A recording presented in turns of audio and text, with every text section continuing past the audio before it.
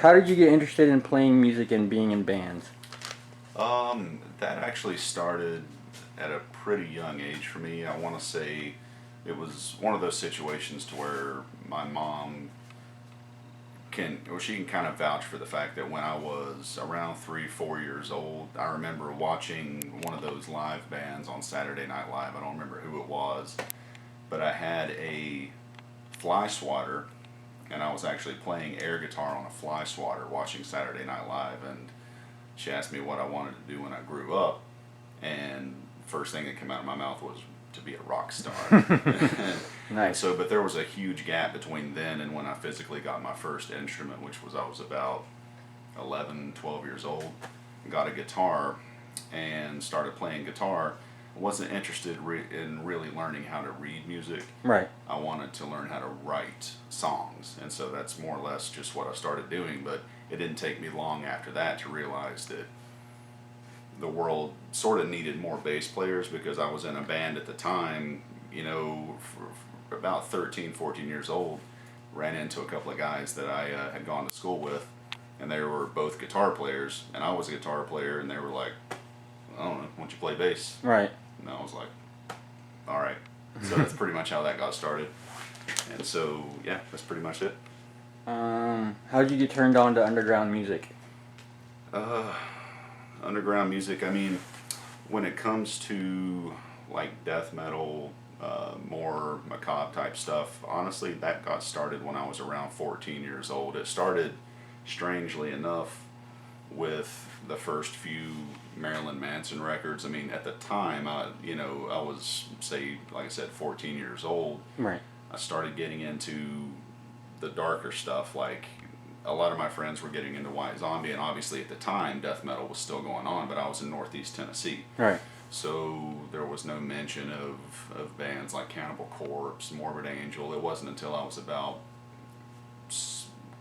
almost 15 years old I picked up Covenant by Morbid Angel. Right on. And I also picked up The Spider's Lullaby by King Diamond, Oh, which yeah. still to this day is one of my favorite albums of all time.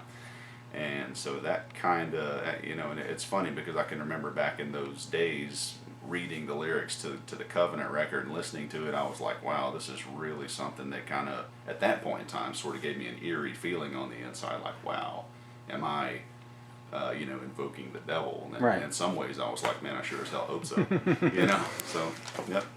And then I got into like Cannibal Corpse, Gallery of Suicide. 1990, I want to say 1998 was one of the best years in terms of just great bands putting out great albums. There were so many great death metal, black metal albums that came out that year. Oh, yeah. What is the most memorable show you've ever played? Most memorable, honestly, it probably would go back to when I was about 17 or 18 years old, and the first real heavy metal band that I was in called Eviction. That was up in Northeast Tennessee. We were a band for about 7 years in total, I believe, but I want to say around 1997 or 98, 99, something like that. We got a show to open direct support for Hatebreed. Oh, nice. And yeah, I mean, it was a great show. It was at this local club we did at the time. It was called Club Rafters. And I want to say it was over 600, 700 people jammed into that motherfucker. Nice. And when we were playing, it was like all of our high school friends were there, all of our parents were there, everyone we knew was there, and there was the biggest goddamn mosh pit I've ever played, ever that I'd seen for my band. And that was probably one of the most memorable because we were so young at that time. Nice. Oh, yeah. And yeah, it was just a great experience. What's the best thing about being in a band? Honestly, just the sense of brotherhood that I get from being in these guys, like with Promethean Horde, specifically because I've got more in common with Promethean Horde on a friend basis than I have with a lot of my other bands. I mean, anytime you're in a band with someone, the lowest common denominator is that you have that bond in the music and that you love the music that you're writing and that you all want to share that love. Right. But with Promethean Horde, it's non-stop camaraderie. I mean, we never stop joking about the most ridiculous, stupid shit. Like it's non-stop. Like do these guys even have brains? Right. Probably is what a lot of people think when they're around us and we're not playing music. It's just that we rattle off the most ridiculous crap. And that, I mean, of course, playing live is huge. You know, that's always a great experience, and we always have a lot of fun with it. Um, but realistically, my favorite part about being in a band is just having that sense of brotherhood. Hell yeah. What's the worst thing about being in a band? The worst thing about being in a band probably is playing a headlining show on a work night. You know Yep, what I'm yep, saying? Because, yep. I mean, my band, they can say things about me, but they will never say that I've had to, you know, cop out of a show on a work night. I'm always going to play the show, and I'm always going to manage to stagger into work the next day. Oh, But yeah. it's just, that's the most inconvenient aspect of it. It's not, you know, equipment malfunctions on stage. It's nothing like that. I mean, those things happen, but that's the most inconvenient aspect, I think. Oh yeah, yeah. That's what I said too. It's for me being a drummer, being the last band, getting home, having to unload my gear, and then still having to get up in the early in the Yeah, you morning. know, 3 hours of sleep. You know, it's a bummer, but it's part of it. You know. Yep. So. Do you make money or lose money playing in a band? To be honest with you, I would say more often than not it's breaking even. The one thing that I spend most of my money on when it comes to music, and one way would be losing money, is the fact that we have to completely keep up with our supplies like strings. Like with my bass playing, every new set of strings I buy is $55 because I have to Wow. order them offline. You know, Yep, bass strings in and of themselves are more expensive, obviously. It's not quite as bad as probably what drummers have to go through when they replace cymbals and heads and things like that, but it's definitely a close second. So in regards to making money, when we go to play a show, we always get a guarantee, and so we always break even with things like gas, but I don't ever dip into the band fund Right. to buy myself strings or Oh, yeah, things yeah. like that. That's more or less just on us. Yep. Outside of being in a band, how do you make a living?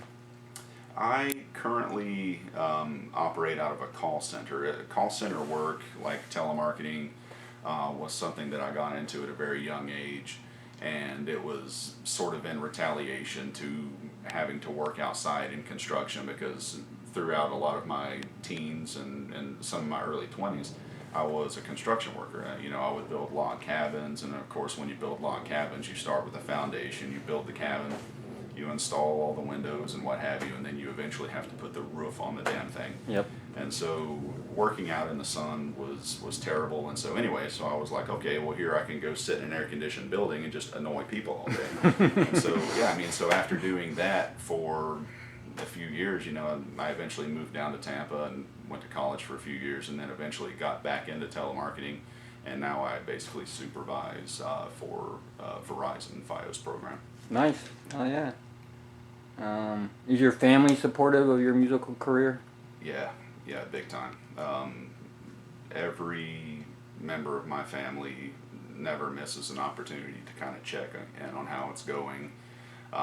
There's no mystery that, you know, when I was 11, 12, 13, and around that age group, I mean, their hopes for me probably were a little higher, because they saw the drive, they saw the will and the want to just sustain my life and, you know, my family and what have you. That they wanted me to be able to support myself from the music. But when they saw me getting into Dark Funeral, Cannibal Corpse, Cataclysm, you know, they were like, you know, you may never be a millionaire off of this. And at the time, I don't think I was really willing to accept that. But now I'm at a point in my life to where not only do they still accept that, but I mean, I've accepted the fact that I may never be a millionaire. You know, Right. I may have Right. to work a day job for the rest of my life. Oh yeah. But if it means that I can continue doing what I love, to me, it's not a loss whatsoever. Totally. You're a dad. How many children? Or do you have a son and daughter? Yep, I have one 6-year-old daughter. Her name's Liliana, and she's, you know, having a kid is definitely a game changer, and certainly in the realm of music. But she's fully aware of what I do.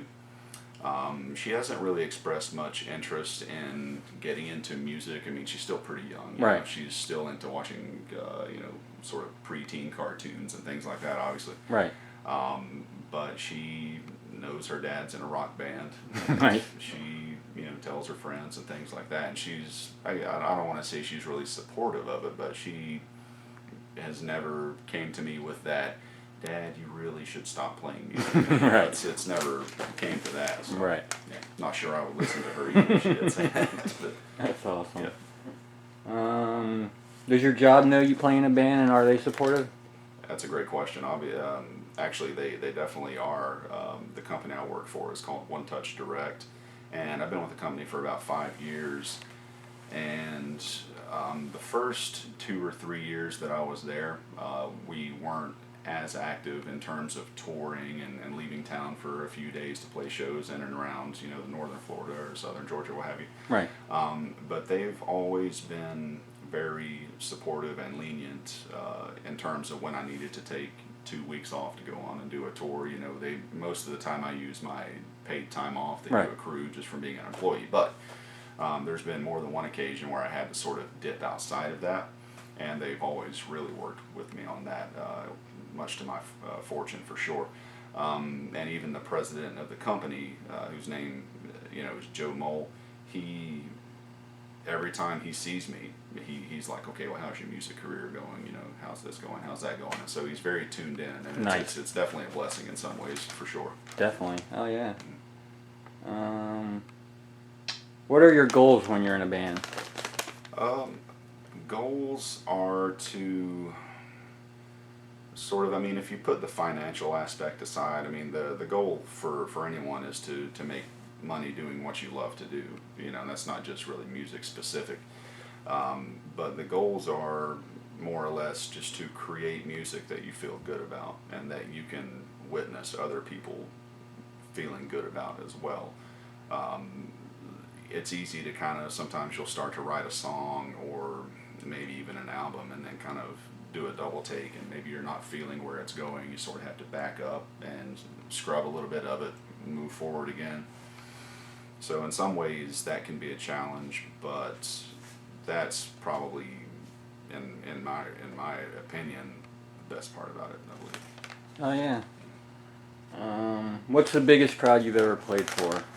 Biggest crowd, oh man, we've played a lot of shows, but I would say in terms of just sheer volume of people, it would probably go back to that Hate Breed show that we did in that small town in Tennessee, because once again there were 600 and 700 people in that place, and you could definitely tell, man, it was loud as hell.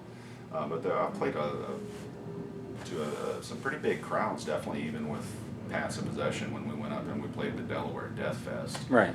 That was a pretty packed house. There was probably a couple hundred people in there, and when you get them in sort of a smaller room, it definitely looks great. No stadiums as of yet, but that's hopefully coming in the near future. Hell yeah. What's the smallest crowd you've ever played for? Yeah, that's a great question too. A lot of times, definitely when you're doing tours, it's impossible to say, hey guys, we're going to go do a tour up and down the East Coast and we're only going to play weekends. Right. So what ends up happening is that you stagger into some little town or on a Wednesday night, and then you play a show, and there's probably a handful of people there, but there have been times where we played shows and the only people that were there was like the bartender and the other band. Oh yeah. So Yep. that would probably be, and that's happened. It doesn't happen very often, but once again, when you're on tours like that, a lot of the bands that you play with that are local in the area, they'll at least have the courtesy to stick around Right. while you play your show. Yeah. You know what I'm saying? Because it's a Wednesday, you still get your guarantee, but they try to sort of fill that spot where the crowd would be. Yeah. If you're in a band, you're gonna play those shows at some point in your career. Oh, big time, yep. You do tour. Where have you gone? In terms of actual tours, back when I first moved to Tampa, one of the first people I met was Antar. He drummed for Diabolic, and then when I met him, it was just after the Unholy Ghost, the deal where he had sort of left Unholy Ghost, and so we started Blastmasters, and so Antar took us to shows, and he was awesome about this, because he'd call us up and he'd say, yeah, buddy, just so you know, I've got us a show booked in Houston and then a show booked in LA. Go ahead and try to reserve your plane tickets. And it's like, well, and doesn't that cost money? Yeah. He's like, yeah, but it's just like $400 round trip, just take care of that. And so, but the good news is that we managed to do it, and some of the best shows we played, in my opinion, or some of the best ones I played, had the most fun playing with Blastmasters, like in Houston and Los Angeles. I want to say we did one in Dallas, and the crowd out there is so awesome. And also, but with Promethean Horde, we've done about 3 tours now for the past couple of years, primarily up and down the East Coast. We've played, we obviously always start off like in St. Peter, Tampa. Right. We hit Orlando, maybe Miami, Jacksonville, go on up to Spartanburg, South Carolina, and make our way on up through Richmond, Pennsylvania, New York, and then head on back, hit my hometown in Johnson City. So for the past couple of years, that's more or less been our route, playing 10 to 14 days before we get home. But this year, I think our goal is to sort of start branching more over to the Midwest. Right. Maybe even try to get as far as Colorado, maybe even California and Nevada. Nice. Try to get out that way. Hell yeah. Do you have a van, or do you rent a vehicle, or? We always rent, and there's a pretty good reason for why we do that. When you own a vehicle, if it's not something you already own for like your current job or something like that, I mean, you're having to pay insurance for it. You're having to pay for the oil, Right. changes, the upgrades. Anytime anything goes wrong with it, you're paying for it. Yep. And so what we do is we've been going through this company in Orlando called Bendigo. And they are a company that rents out either Sprinters or 12-passenger, 15, 16-passenger vans specifically for touring musicians. And it's a great company. I mean, they don't try to rape you when it comes to the rate. You pay a fee down, and then you pay for the mileage, I believe. But, Right. But every time, I mean, out of the 2 tours or 3 tours we've done, we've used them twice, and we used another company for, I think, the second tour, just for one reason or another. But Bendigo is a great company. Their vans are always in great shape. They're insured. The air conditioner's amazing. A lot of them have like PlayStation 2s in them. Nice. So while Oh, you're yeah. cruising down the road, you can play whatever game you have or whatever game you want. And so yeah, answer to that question is we always rent, and primarily because we always know that our vehicle is going to be in good shape. It's going to be taken care of, and Right. we can. I mean, we don't trash it, but when you have, the first time we toured, it was like 6 or 7 of us. The second time was with Servants of the Mist. Right. A bunch of guys in a great doom band around here in the area. That van smelled like shit by the time we got there. Because there was no one in that van that was interested in showering regularly. It was just like, wake up, try to eat a scrambled egg, get some more beer, and Right. head to the next fucking town. That was Right. pretty much what that was about. Oh, hell yeah. Do you take your own equipment, or do you backline? We always take our own equipment, but depending on when we're playing, what time throughout the evening, and what the main act is working with, or if we're the main act. I mean, a couple of factors can determine that, but we always at least bring our gear. Right.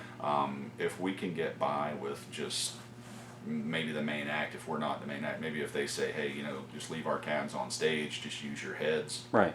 By all means, we're cool with that, because Yep. that's less lifting we have to do. Yeah, yeah. But yeah, I mean, there have been stories I've heard of bands that would just show up to a place and be like, well, can we use your gear? And Right. it's like, Yeah. well, do you have a choice at this point? Yeah. So, I mean, Right. I recommend every band always bring their own gear, and if you have the luxury of not having to load it on stage, good for you. Yeah, definitely. Yep. If you had to give a new band advice on what you've learned playing in bands, what would you say to them? That's a great question. What I would recommend just for a new band up and coming was just to have patience. Have patience with the process, and have patience with yourself as you're learning the arts and as you're learning your instrument.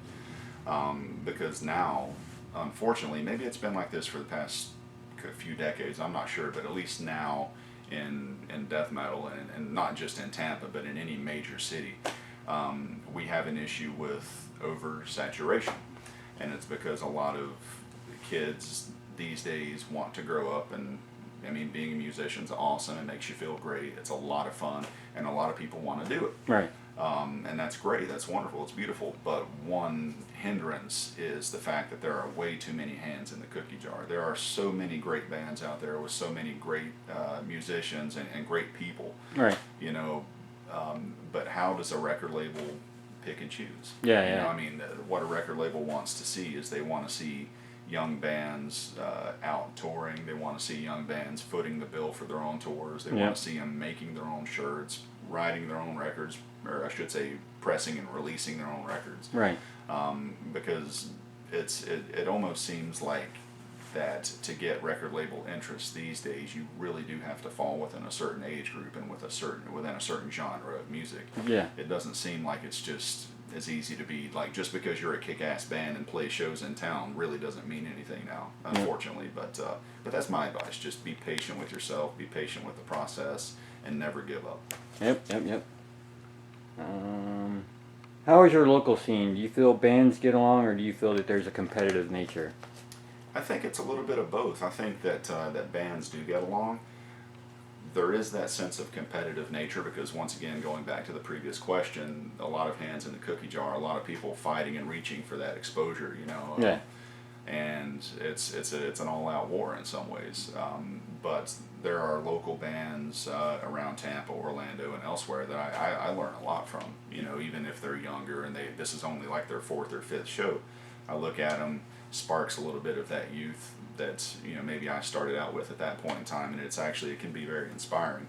And so, and then when they see bands like us, they're looking at people who have already been doing this for 10 or 15 years, and they're saying, well, okay, well, maybe I can take some of that. And so it's not only a brotherhood, it's competitive, it's envious in some ways. It's like, well, why didn't I think of that? And so, Yeah. but I mean, as long as you can take these emotions and take these realizations and make them valuable and put them to use, there really shouldn't be any negativity. I don't really believe it's kind of like what you might think in terms of like a movie where there's these two bands, and as one gets off the stage, they bump shoulders and say, "Good show, bro." It's not like that, Right. You know. But there is some of that. Oh well, you know, these guys are good. We got to step up our game. Yeah. You know, Yep. absolutely. How do you think we can improve the local music scene? Or Improve the local music scene. I would say it would be great just to. I mean, it's such a simple solution, but it's a catch-22. Just to have people kind of reignite that love of seeing live shows. I mean, I saw a really good article one time, and it said, just because you don't support the scene isn't necessarily a bad thing, because if there's a band that ignites that sense of passion in you, you're going to support them. right.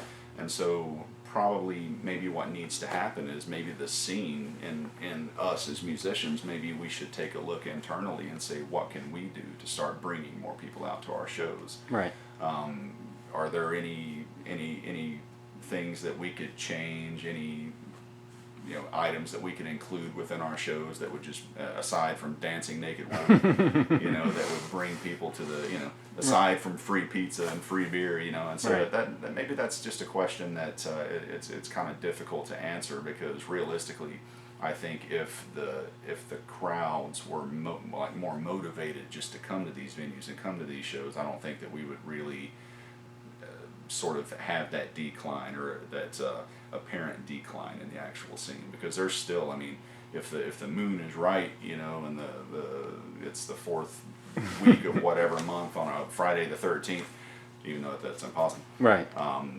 People do come out, and sometimes I'll still walk into a show here in a local place in Tampa, and I'm like, oh wow, this is a packed house. And certainly when you go to Ybor City and a lot of these places, I mean, they do these big national acts and so forth, and so in terms of the huge shows, those still go on, and they're packed. Right. Like when you go and see Cannibal Corpse, Right. State Theater or whatever. I mean, it's going to be packed. Oh, yeah, yeah. So the scene is definitely going to come out for that, but it would be a beautiful thing to see this the crowds just sort of invest more time and invest more just in the actual local acts. Buy merchandise.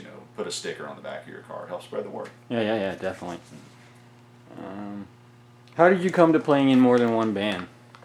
That actually, To be honest with you, it's probably a couple of different things. Well, the first of which is being a bass player. And I notice this now as being a bass player because when we go to see shows like in Miami, or if we're playing a show in Jacksonville, and sometimes even in Tampa, there will be a band that'll have a drummer, 2 guitar players, and a singer, and no bass player. Right.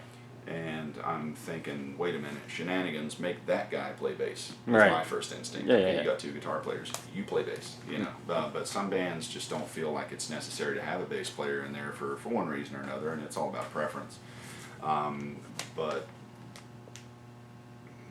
honestly, it just, people come to you and they're like, well, you know, you have a decent personality, you have equipment, you have transportation, and you can play the bass, so will you join our band? And a lot of times I get in sort of backed into a corner.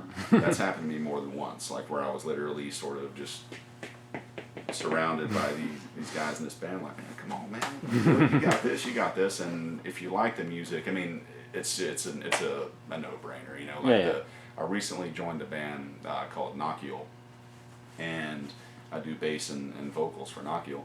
At the time, they just needed a replacement bass player because they had the singer, Jim Greco from Saturday Night. He's a great singer.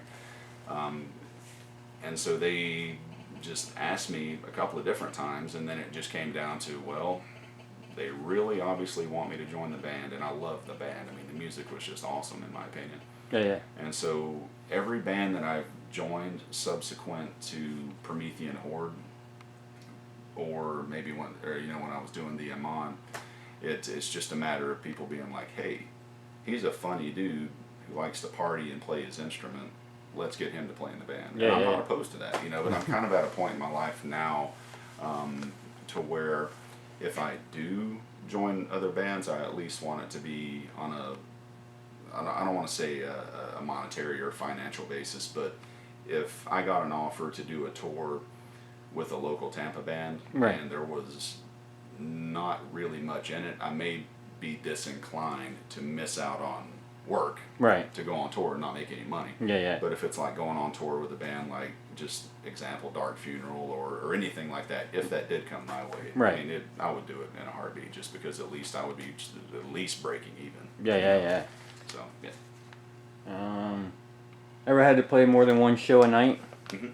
Yeah, that happens to me quite a bit, and that comes with being in more than one band. Yeah. You know, I mean, there's when Paths of Possession, when we did do the Delaware Death Fest, we also played, I want to say, 3 or 4 shows on the way to Delaware, and all shows that we played except for Delaware, Promethean Horde opened the set. Oh, right on. So Promethean Horde would play. Hopefully there would be a band after us. You know, I know at least once we had to play Promethean Horde, and then here come Paths of Possession. You know, just George got up on stage, you know, drummer left, Yep. singer for Promethean Horde gets behind the drums, and now you've got Paths of Possession. Yep. And so essentially that's, you know, that happens quite a bit, and definitely I want to say with Nocule that's happened a time or two with Promethean Horde as well. And actually once with Paths of Possession. So yeah. Does being in more than one band ever cause tension between your bands, or has it caused tension? Not really. I mean, I would say that there have been instances, and there have been times like when I was in one band, and this is not recent, this is a little bit in the past, but yeah, I mean, I can say there's about 50% of the time that I was in more than one band, it's caused tension.